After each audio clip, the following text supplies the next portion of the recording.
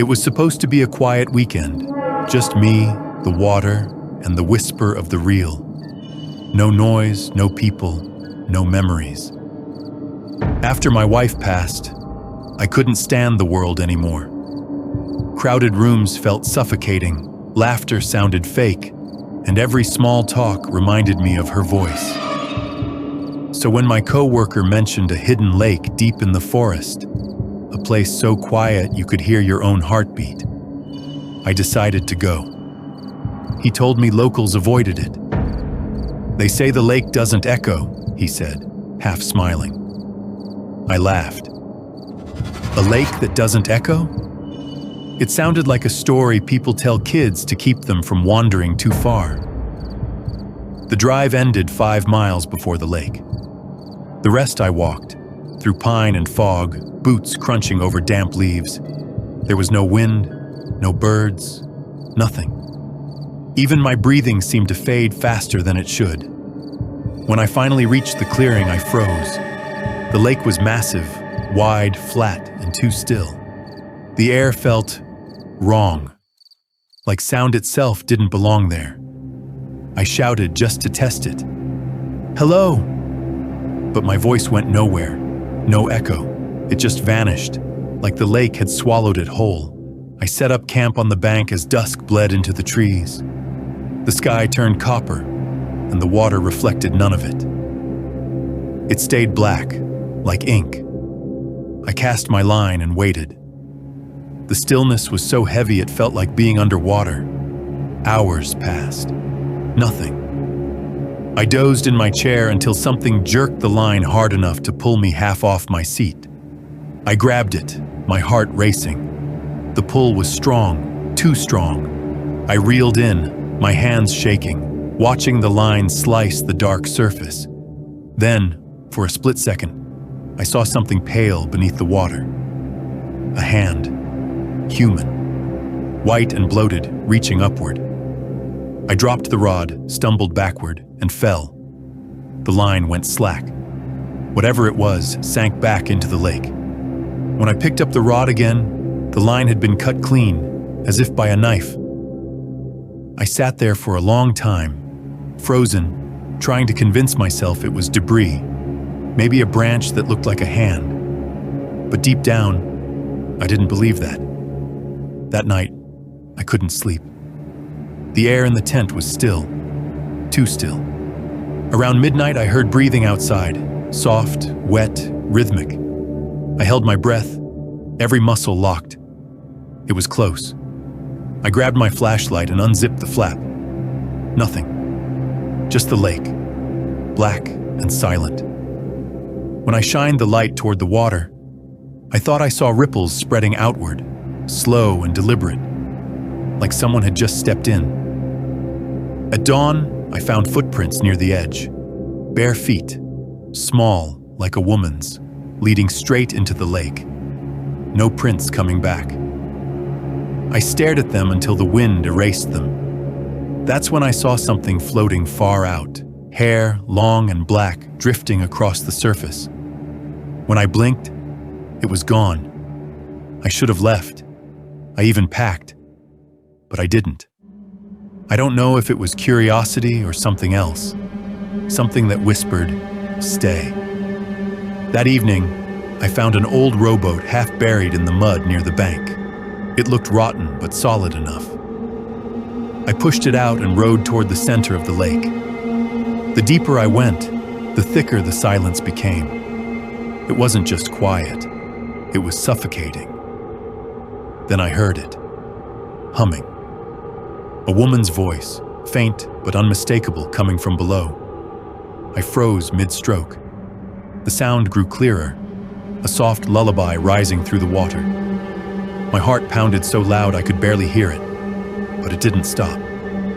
The melody felt familiar, like something my wife used to hum when she cooked. My throat tightened. I whispered, "Who's there?" The water rippled. I looked down. A face stared up from below. A woman's face, pale and drowned, eyes wide open. Her lips moved, matching the tune. Her mouth opened wider and wider until black water poured in. I fell back, almost tipping the boat. When I looked again, the face was gone. The lake was still. I rowed back fast, shaking, but the mist thickened around me. It grew so dense I couldn't see the shore. Then, behind me, something brushed the boat. A soft bump, then another. I leaned over the edge. In the fog, I could just make out shapes beneath the surface. Pale human shapes, floating just beneath the water. Faces, dozens of them. Eyes open, all looking up. Something grabbed the side of the boat. Fingers. Cold, bloated fingers clawing at the wood. I screamed and swung the oar, hitting nothing. The fingers disappeared. I rowed harder than I ever had in my life, the oars slicing through water that felt thicker than it should. When I finally hit land, I ran, leaving everything behind: tent, rods, gear. I didn't stop until I reached the car, but when I opened the door, I froze. There were wet footprints leading from the lake, right up to the driver's side. Small, bare feet. I wiped them off, got in, and drove until sunrise. When I finally stopped at a diner on the highway, I must have looked insane. The waitress asked if I'd been camping. I nodded. She smiled awkwardly. "Hope it wasn't at Lake Wren," she said. My stomach dropped. "Why?" she shrugged. "That place is cursed. Back in the 60s, a young couple drowned there. The woman's body was never found. They say she still sings to men who come alone, makes them see her face in the water." I didn't answer. I just stared at my reflection in the coffee. My hair was still damp, even though I hadn't been near water since I fled. I wiped it with my sleeve, and something came off on my hand. A strand of long black hair, and faintly, from somewhere outside the diner, beneath the hum of morning traffic and wind, I heard it again. That lullaby. Only this time, it was humming from the back seat of my car.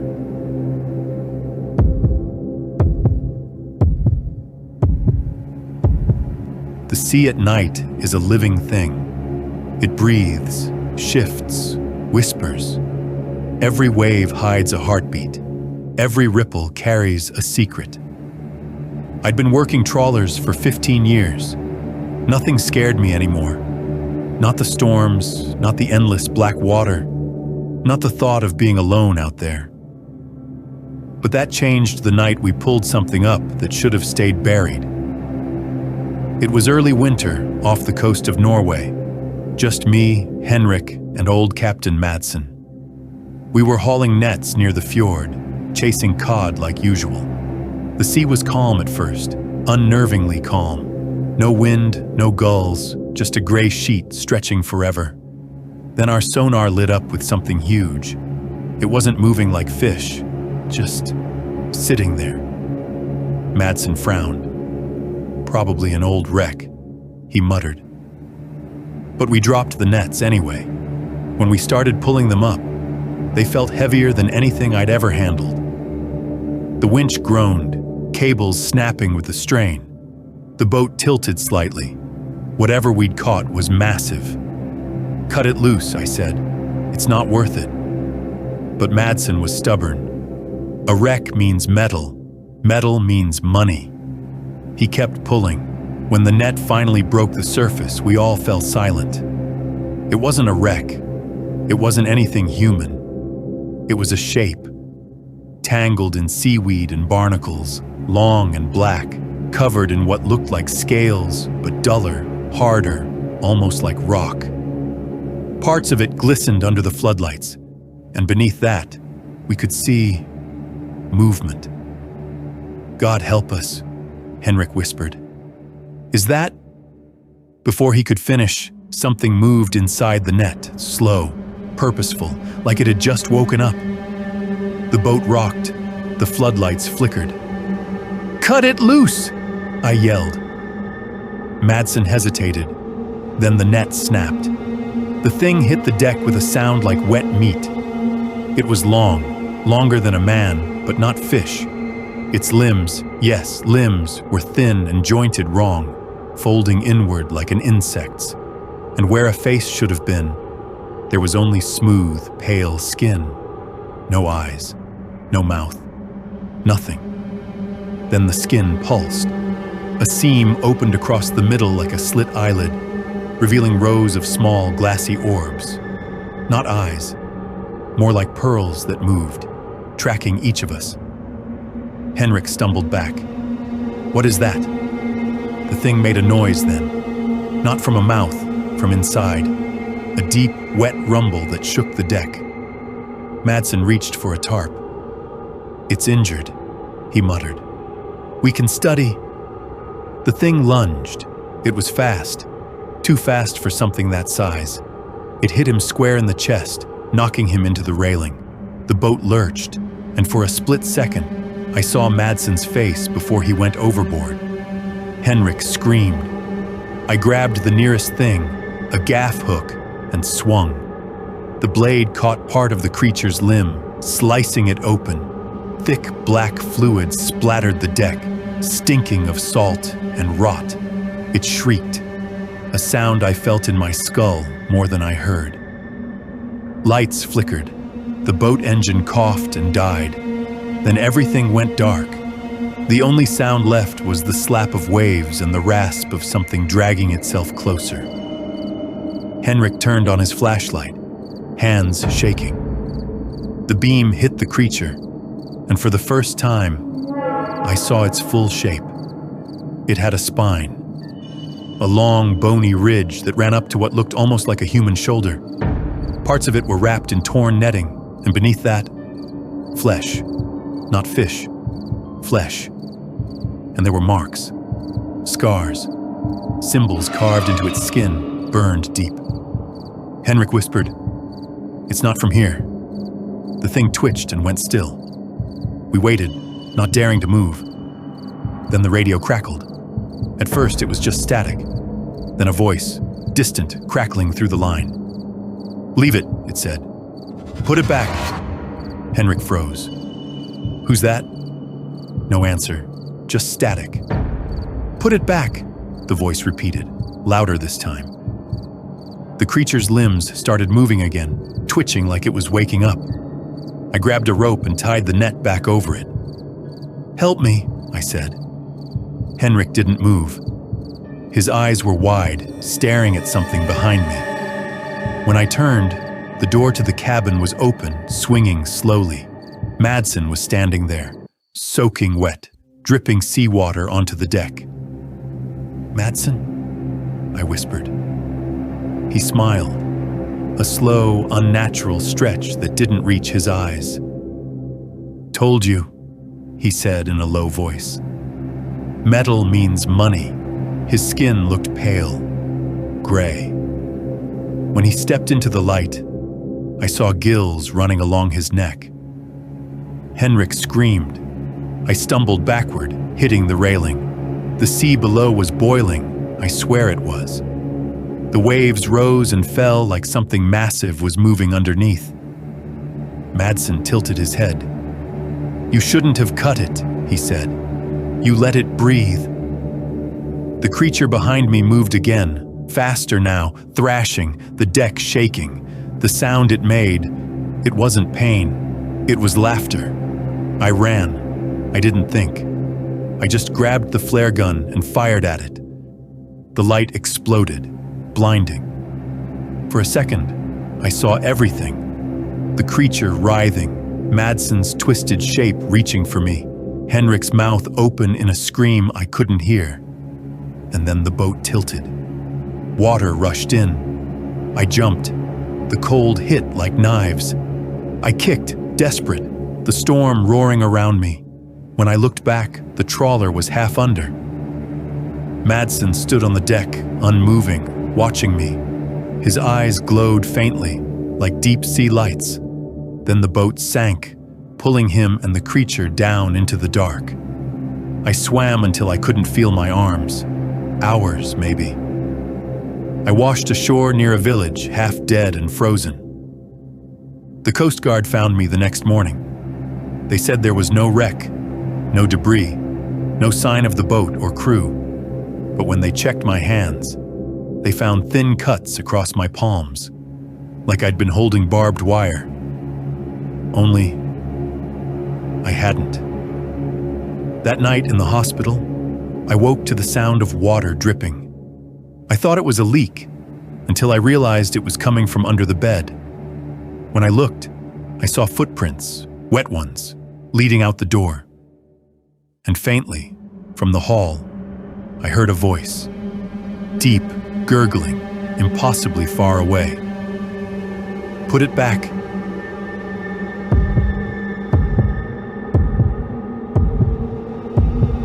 The locals called it Widow's Lake. Nobody fished there anymore, not since the winter of '97 when a group of ice fishers went missing. People said the ice cracked, others said they fell through. But everyone knew the truth, though no one said it out loud. Something under that ice didn't want to be disturbed. I didn't believe in ghost stories. I believed in trout, in steel lines, and in the sound of the reel spinning in my hand. I'd been ice fishing for 20 years and never found a lake I couldn't master. Until that one. I came up north in February, alone. The snow was knee-deep, the sky the color of iron, and the air so cold it stung your lungs. The cabin I rented stood about half a mile from the frozen shore. No phone service, no power except a generator that coughed to life when it felt like it. On my first night, I walked down to the lake just to see it. It was beautiful in that quiet, cruel way nature can be. The ice stretched for miles, smooth and glassy, reflecting the dull moonlight like a mirror. Then I saw them. Holes, dozens of them, perfectly round, spread across the ice like eyes staring up from below. I remember thinking it was strange. No tracks led to or from them, just holes. I went back to the cabin uneasy, but I told myself it was nothing. Old holes from last season, maybe. The next morning, I packed my auger, bait, and rod and walked down again. The wind cut through my coat like knives. It was quiet, too quiet. No birds, no cracking branches, just the endless whistle of the wind across the lake. I drilled my first hole near the center.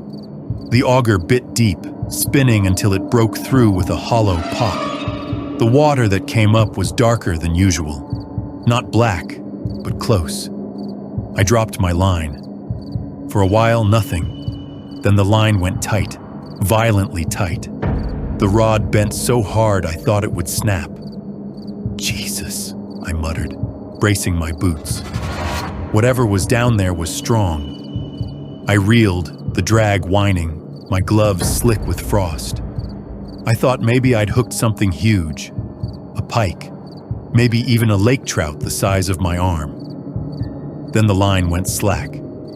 I pulled it up fast and it froze. The hook was gone. In its place was a long strip of something pale and rubbery, like skin. Not fish skin, human. I dropped it.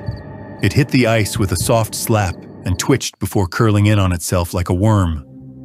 I stumbled back, my breath fogging in front of me. The water in the hole rippled, once, twice, and then went still. That was when I heard it. A knock. From under the ice. At first I thought it was the wind, but then it came again. Rhythmic, deliberate. Knock, knock, knock. I grabbed my gear and ran back to the cabin. That night, the generator died again. I lit a lantern and sat at the table, trying not to think about it. But then I heard something outside. Not footsteps.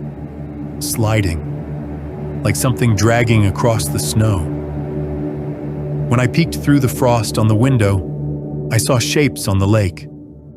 3 of them, standing perfectly still beside the holes I'd seen the night before. They looked like people. but they weren't moving, not even shivering. I shut the curtain and stayed awake until dawn. By morning, they were gone. I told myself I'd imagined it, cabin fever maybe. But when I went outside, there were tracks, long, wet trails leading from the lake to the edge of the trees, not footprints, drag marks. And in the center of the lake, near where I'd fished, there was a new hole. A big one. Too big for any auger. The water inside was black. That was the first day I thought about leaving. But then curiosity or stupidity got the better of me. That night I went back with my lantern. The wind had died. Everything was still. The lake looked like glass again. I walked carefully, listening for cracks. When I reached the big hole, I knelt beside it. The lantern light reflected off the ice, casting shadows that seemed to move even when I didn't. The water below was calm. Then, slowly, something rose up from the dark. At first, I thought it was ice shifting, but then I saw it. A face. Pale. Bloated. Eyes wide open, mouth slack. A man's face floating just below the surface, staring up at me. I dropped the lantern. It rolled, the light spinning across the ice. I stumbled back, heart hammering. Then the face moved. It pressed against the underside of the ice, as if trying to rise. Hands appearing next, pale and broken, scraping weakly at the frozen layer. I turned to run, but the ice beneath me cracked. Just one sound, a deep, sharp snap. I fell. Cold swallowed me whole. The shock hit like a punch to the chest. My body locked up, lungs screaming. I thrashed, reaching for the hole's edge, but my gloves slipped on the slick ice. I kicked hard, breaking through the thin layer of slush. My head broke the surface, gasping. Then I saw it. In the water beneath me, dozens of faces. Men, women, eyes open, mouths moving silently in the black. Their hands brushed against my legs, gentle at first, then gripping. I screamed and clawed my way out, somehow pulling myself onto the ice. I crawled until my hands bled, until I couldn't hear the water anymore. When I looked back, the hole was gone, just smooth, unbroken ice. I didn't sleep that night. I packed at first light and left everything, gear, stove, everything, in the cabin. I drove until I saw the sun again. 2 days later, I made it to the next town. I tried to tell someone what happened, but they just stared. The old man at the gas station asked me which lake I'd come from. "Widows," I said. He went quiet, then turned away. "That lake doesn't thaw," he muttered. "Not since the collapse." "What collapse?" I asked. He didn't look at me. "Mine shaft under the lake. Old place. Flooded years ago. Whole crew went down. They never found the bodies." I drove all the way back to Anchorage that same night, but the story didn't end there. Because sometimes, when I sleep, I hear it again. Faint, deep, under the floorboards or in the pipes. Knock, knock, knock. And sometimes I wake up to find water on the floor. Just 3 small puddles, perfectly round.